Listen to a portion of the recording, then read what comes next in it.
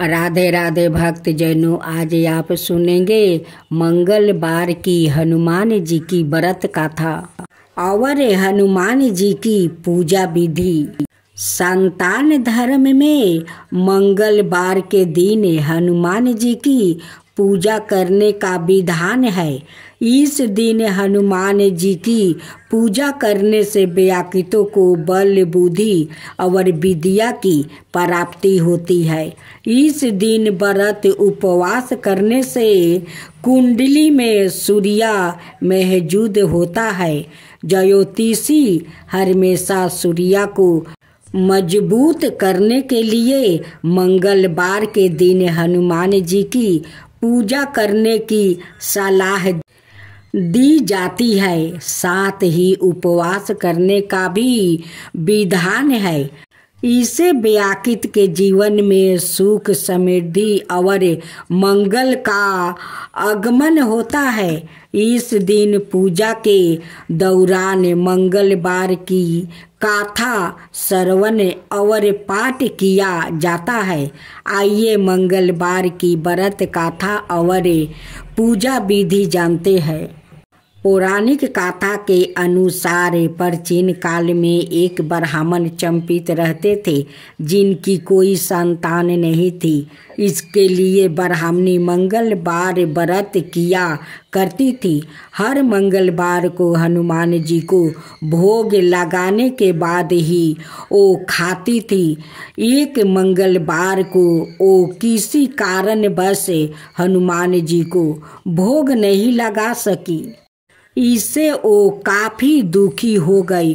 तब ब्राह्मणी ने प्रतिज्ञा की कि वो अगले मंगलवार को हनुमान जी को भोग लगाने के बाद ही वो भोजन ग्रहण करेगी। ब्राह्मणी ने भूखे प्यासे 6 दिन किसी तरह गुजारे, लेकिन 7वें दिन वो मूर्छित होकर गिर पड़ी। तब हनुमान जी ने प्रकट होकर ब्राह्मणी को पुत्र रत्न दिया। जब ब्राह्मण को इस बात की जानकारी हुई तो उसने बालक को अपना पुत्र मानने से इनकार कर दिया और उसका वध करने की ठान लिया। हालांकि ब्राह्मण इसमें सफल नहीं पाया। तब हनुमान जी ने सपने में आकर उन्हें गाता कराया कि मंगलिया तुम्हारा पुत्र है। इसके बाद ब्राह्मण ने हनुमान जी से क्षमा याचना की। कालांतर से इस व्रत को करने का विधान है। इस व्रत को करने से संतान की प्राप्ति होती है। साथ ही सभी दुख संकट दूर हो जाते हैं। मंगलवार के दिन सुबह में उठकर भगवान श्री राम को प्रणाम करें, दिन की शुरुआत करें। इसके पश्चात नृत्य कर्मों से निवृत्त होकर गंगा जल युक्त पानी से स्नान ध्यान करें। अब आचमन करे और अपने आप पवित्र करे, लाल रंग का वस्त्र धारण करे। इसके बाद हनुमान जी की पूजा लाल रंग के पुष्प, फूल, धूप, दीप, अगरबत्ती, मिष्टन आदि चीजों से करे। पूजा के दौरान हनुमान चालीसा का पाठ, सुंदरकांड और मंगलवार की कथा का पाठ जरूर करें। अंत में आरती अर्चना करें। दिन भर उपवास रखें। संध्या काल में आरती करें। भोजन ग्रहण कर सकते हैं, हालांकि सात्विक भोजन ही ग्रहण करें। जय श्री कृष्णा। राधे राधे मेरे प्यारे भक्त जनों, आज आप सुनेंगे श्री राम और एक ब्राह्मण और कुत्ता की खूब सुंदर कहानी। रामचंद्र जी वनवास के बाद अयोध्या लौटे तो खूब धाम धूम से उनका राज तिलक हुआ। बड़े सम्मान के साथ उन्हें अयोध्या का राजा बनाया गया। राजा गद्दी पर बैठने के बाद उन्होंने लक्ष्मण जी को आदेश दिया हुआ था कि भोजन करने से पहले देखो हमारे द्वार पर कोई भूखा तो नहीं है। एक दिन की बात है, लक्ष्मण जी ने श्री रामचंद्र जी से कहा, मैं अभी आवाज लगाकर आया हूँ, कोई भी भूखा नहीं है। श्री रामचंद्र जी ने कहा, दोबारा जाओ और जोर से आवाज लगाओ, शायद कोई भूखा रह गया हो।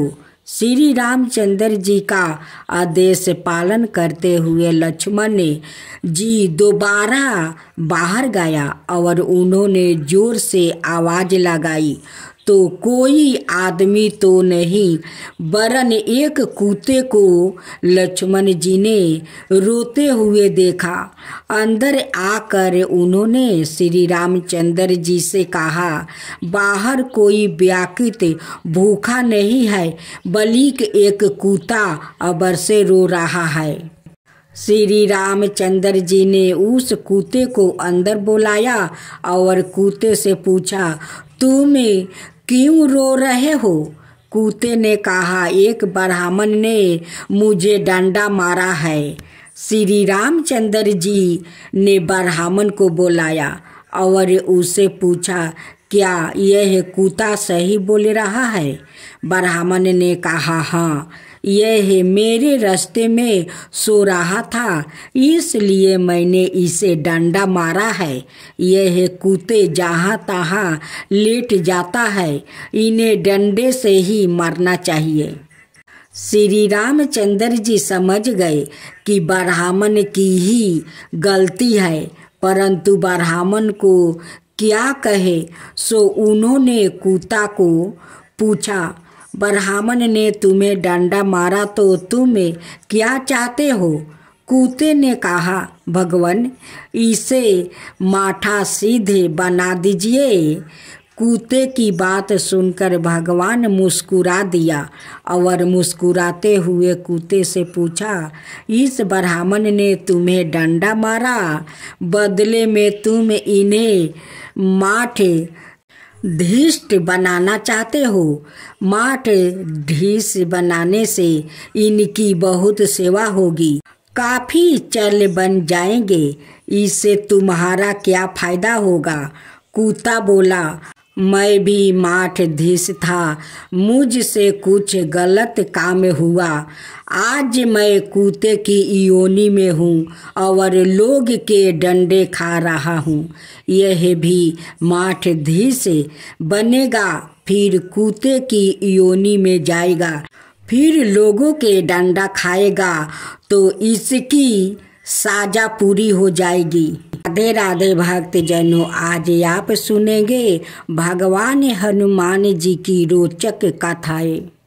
भगवान हनुमान जी की कुछ कथाओं के बारे में जानेंगे। कहानी कहने की काल संस्कृतियों और धर्म से परे है। देवताओं और पुरुषों के वीर कर्मों के बारे में बताते हुए प्राचीन काल से खिस्से और गीत लिखे जाते हैं। भगवान हनुमान कोई अपबद नहीं है।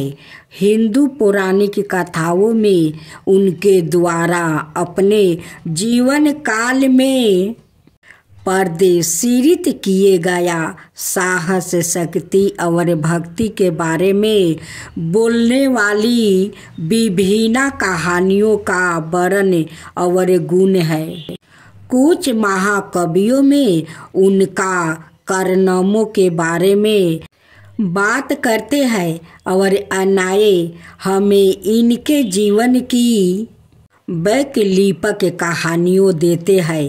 पहले भी हनुमान जी बचपन में शरारती थे और कभी कभी जंगलों में तपस्या करने वाले ऋषियों को चिढ़ाते थे, हरकतों को आसानियाँ पाकर। लेकिन यह महसूस करते हुए कि हनुमान एक बच्चे थे, ऋषियों ने उन्हें एक हल्का श्राप दिया, जिसके कारण वो अपनी क्षमता शक्तियों को याद नहीं कर पा रहे थे, जब तक कि कोई अन्याय व्याकृत उन्हें याद न दिलाए कि सिकंदा कांड और सुंदर कांड में श्राप पर प्रकाश डाला गया है। जब जमावत ने हनुमान को उनकी क्षमताओं की याद दिलाई और उन्हें सीता को खोजने के लिए प्रोत्साहित किया, भगवान हनुमान जी और भगवान भीम दोनों भाई थे। हनुमान जी को भीम का भाई भी माना जाता है, क्योंकि उनके एक ही पिता बाहु थे। पांडवों के वनवास के दौरान हनुमान ने अपने अहंकार को बस में करने के लिए भीम को एक कमजोर और वृद्धा बांदर के रूप में प्रकट होते हैं। हनुमान अपनी पूंछ के साथ भीम के रास्ते को अवरुद्ध करते हैं।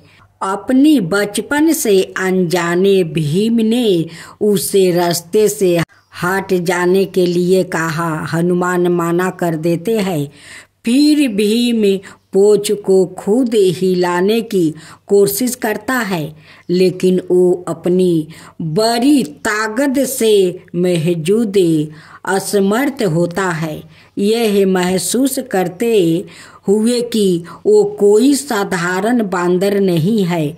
भीम आत्मसमर्पण कर देते हैं। रामायण में हनुमान जी की भूख के बारे में एक जिज्ञासु कहानी हमें दिखाई गई है।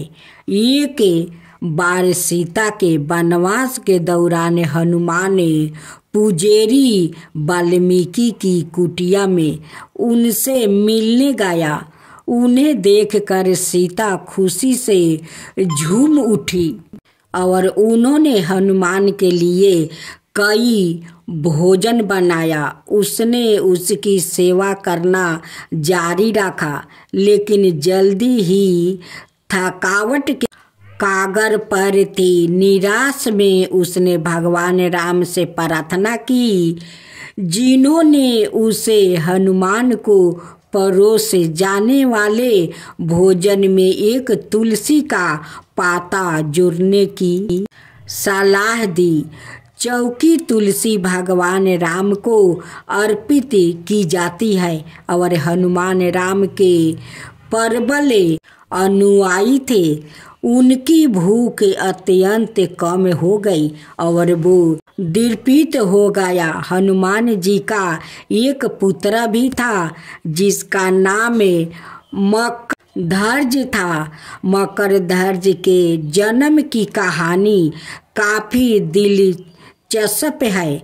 जब हनुमान लंका जाने के बाद समुद्र के ऊपर वापस उड़ रहे थे, तब उन्हें बहुत पसीना आ रहा था। उसके पसीने की एक बूंद पानी में गिर गया और एक मगरमच्छ मछली ने उसे निगल लिया।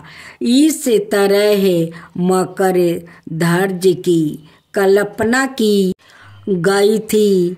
हनुमान अपनी बांदर सेना के साथ गुफा के प्रवेश द्वार के पहरादार थे, जहां वैष्णो देवी गुफा से बाहर आने से पहले 9 महीने तक ध्यान कर रही थी। बाण गंगा नामक एक धारा है।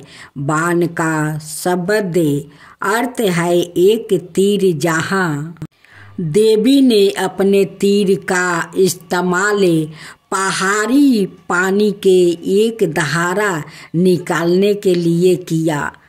जब वो प्यासा हो गया तो हनुमान की प्यास बुझाने के लिए वैष्णो देवी ने उनसे भैरवनाथ को अपने पास छोड़ने के लिए कहने से पहले हनुमान ने भी भैरवनाथ से युद्ध किया। राम की मृत्यु नहीं होगी, क्योंकि हनुमान यम मृत्यु के देवता को राम पर दावा करने के लिए अयोध्या में प्रवेश नहीं करने देंगे।